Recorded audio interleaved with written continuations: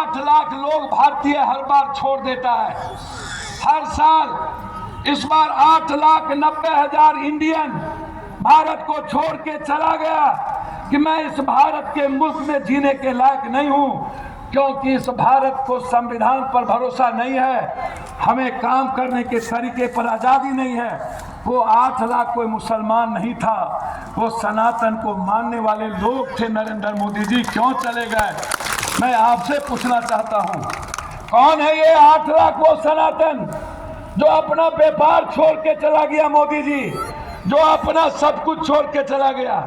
मोदी जी याद कीजिए कोरोना, याद कीजिए वो वक्त जब आपने सबसे ज्यादा हमला किया सनातन के लोगों पर, पूर्वांचल पर, बिहार पर, अन्य राज्यों पर। जब हमारी फैक्ट्रियां बंद हो गई, जब हमारे किचन बंद हो गए, आपने हमको 3200 किलोमीटर बिहार जबरदस्ती पैदल चलने पर मजबूर कर दिया। वो मुसलमान नहीं था, वो सनातन को मानने वाले लोग थे मोदी जी, वो मुसलमान नहीं था। मोदी जी आप मुसलमान के कितने विरोधी हैं सियासत के लिए, वो तो दुनिया देख चुकी। जब आप बांग्लादेश जाते हैं तो आपको मोहब्बत शेख हसीना से होती है, और जब भारत आते हैं तो मेरी बेटी से नफरत हो जाता है। मोदी जी जब आप गल्फ जाते हैं दुनिया में, जब विकास की बात आती है तो पूरा दुनिया गल्फ कंट्री भारत के लिए खड़ा होता है, तब वहां आपकी शीश झुक जाती है। और जब आप भारत आते हैं तो मुसलमानों से आपको नफरत पैदा हो जाता है। बाहर मोदी आप कौन सी बात करते हैं? कौन सा रंग है आपका? आप मुसलमानों के मिसाइल के खिलाफ नहीं है मोदी, आप मुसलमानों से सिर्फ नफरत चाहते हो, सिर्फ सियासत के लिए, ताकि मुसलमान भाई कुछ बोले। मैं आपसे पूछना चाहता हूं मोदी जी, मुसलमान ने अपने लिए आरक्षण कभी नहीं मांगा, कभी नहीं मांगा।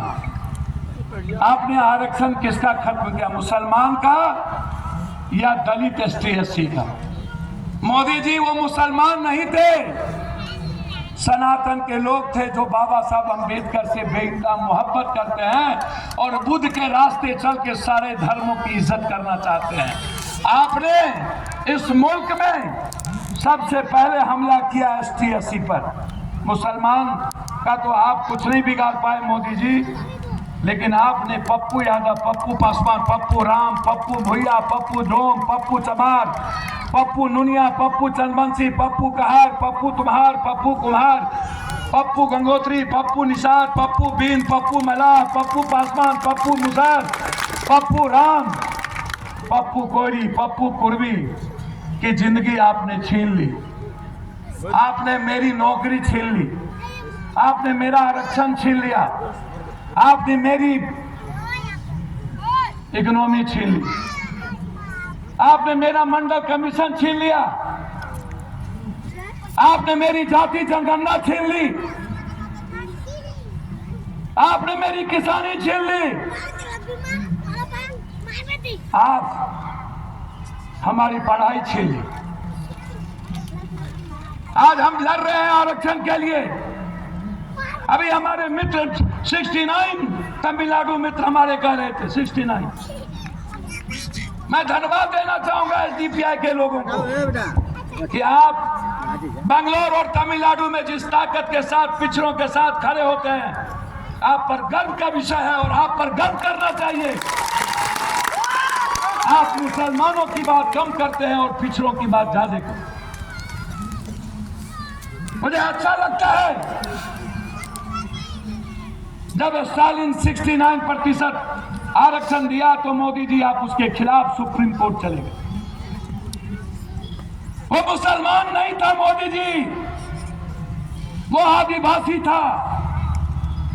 मोदी जी जब आप छत्तीसगढ़ में 3200 युवा को गोली से भुजवा दिए, वो मुसलमान नहीं था, वो आदिवासी था, आतंकवादी कह करके। मोदी जी आपकी पहली बार सरकार बनी, नवीन पटनायक को हटके जब आपने सरकार बनाया, इतने कम दिनों में आपकी पुलिस ने 1300 पप्पू यादव के बच्चों को गोली मार के खत्म कर दिया, वो मुसलमान नहीं था, वो एसटी एससी और आदिवासी के बच्चे थे। आपने किसको आतंकवादी बनाया? आप किसको चाहते हो उग्रवादी बनाना? मोदी जी, कोई एक ऐसा शहर बताओ, कोई ऐसा घर बताओ जब आपका कोई 1 रुपया किसी दलित एसटी के घर में गया होगा। आपका हमला हम पर है ताकि मैं इन लोगों के साथ भगवान भगवान करता रहूं, बुद्ध की बात और संविधान की बात ना करूं। गोरी, कुम्हार, कमार, चमार, बैस, चौधरी, कलवार, शाह, नुनिया, जसवाल या अपने अधिकार की बात ना करे या सिर्फ भगवान के अलावे दूसरी बात ना करे। इसीलिए आप कभी एनआरसी, कभी सीए,